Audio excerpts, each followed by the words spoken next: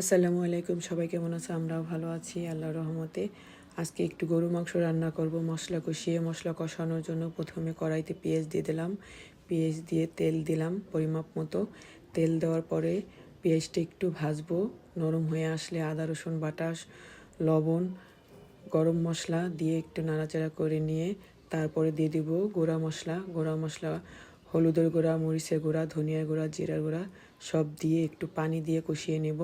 কষানো হয়ে গেলে দিয়ে দেব মাংস দিয়ে একটু নেড়ে নেব, নাড়াচাড়া করে তারপর ঢাকনাটা ঢেকে রান্না করব। কিছুক্ষণ রান্না করার পরে ঢাকনা উঠিয়ে আবার একটু নাড়াচাড়া করে নেব।